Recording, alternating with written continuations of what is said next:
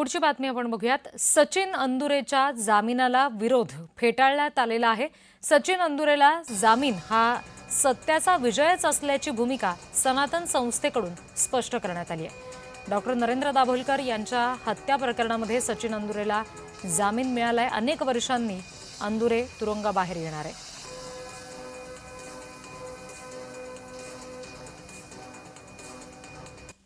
अधिवक्ता श्री नितीन प्रधान यांनी माननीय उच्च न्यायालयाच्या समोर सचिन अंदुरे यांची अतिशय परखडपणे बाजू मांडली।